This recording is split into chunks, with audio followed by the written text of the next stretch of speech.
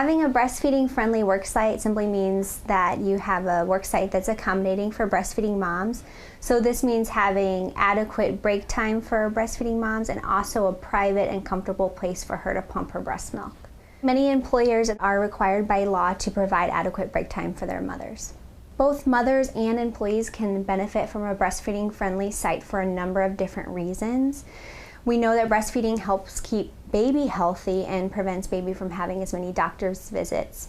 We also know that breastfeeding can help keep mom healthy too. It helps decrease her risk of things like obesity, type 2 diabetes, ovarian and breast cancer.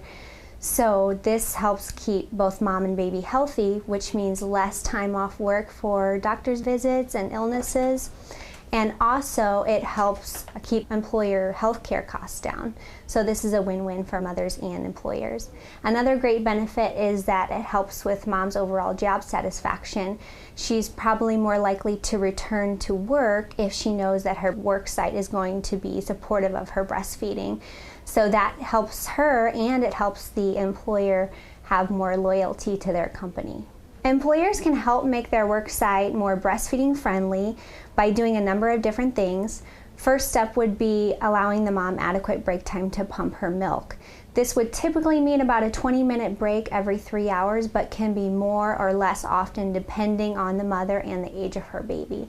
Remember that if a mom is not given adequate break time, that can cause her to experience pain and can increase her risk of developing a breast infection as well. The second thing employers can do is give their moms a private break space that they can comfortably pump their breast milk. So this would be a private and clean space that would not be a restroom.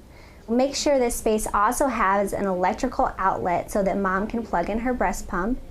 Some things that aren't necessary but would help make the room more comfortable are adding a recliner chair, a refrigerator so that mom can store her breast milk, or possibly a sink so that mom can wash her pump parts. The most important thing is that you find out that mother's particular needs and you try to accommodate her the best way possible.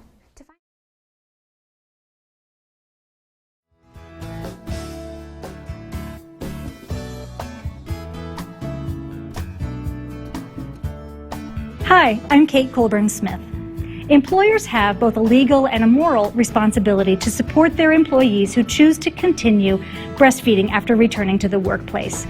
This support involves 3 simple things. Providing time for a woman to express her milk during the workday typically takes 15 to 20 minutes, and a woman would need to do this about 2 times during a normal workday.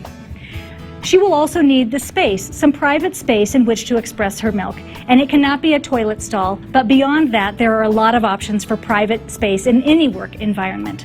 And finally, an employer needs to not discriminate against a woman for taking this time out of her workday to provide milk for her baby. Yeah, so Amy came in to see me, and I was a little bit surprised because she's pregnant. And that surprised me to begin with, but she came to talk to me about what she's going to be going through. And she mentioned breastfeeding, which I understand that has to happen, but it did surprise me that it might happen in the workplace. I just figured it was something that she could do at home or, out in her car. But apparently she wants to have a place there at work where she can actually pump. She was talking to me about pumping. She says pumping. I don't know what that is.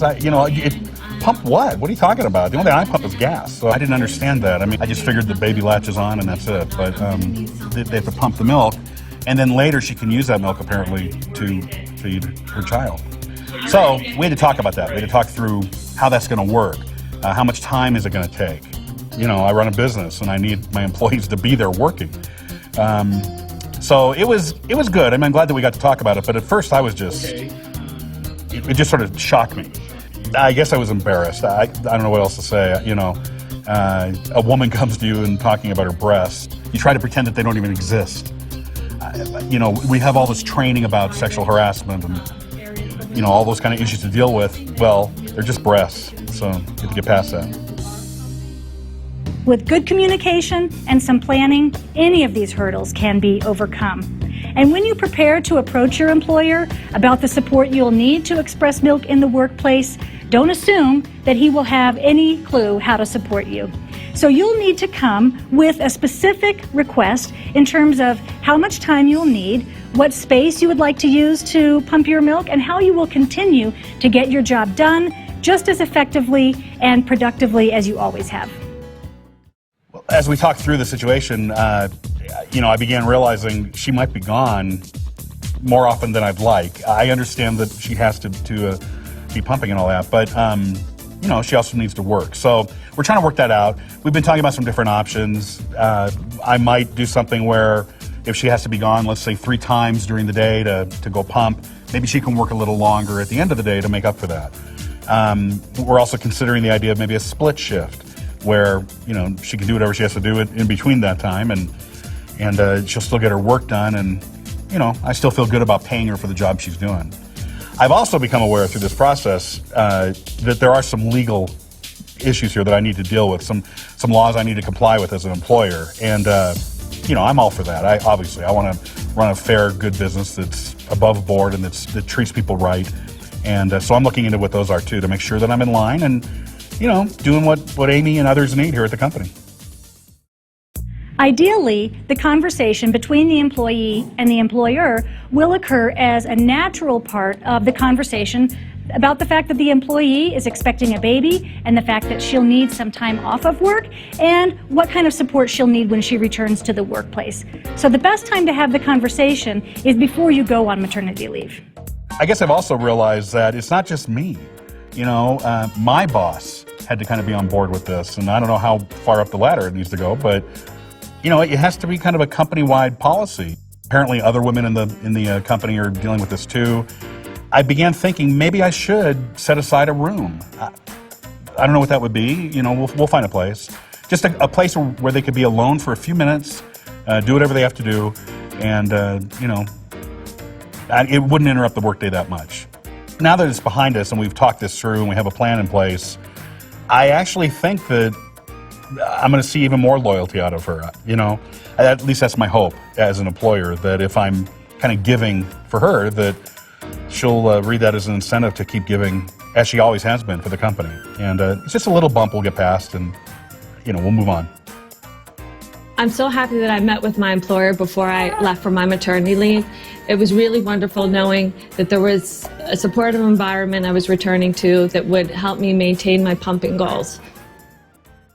I encourage you to set a goal for how long you'll continue breastfeeding after returning to work. Know that you can achieve that goal and even go beyond it, and that there are tons of resources to help you. On coloradobreastfeeding.org, there is great information and links. You can turn to your pediatrician, a lactation consultant, and most of all, to other working moms who have continued breastfeeding and gone through exactly the kinds of things you're experiencing.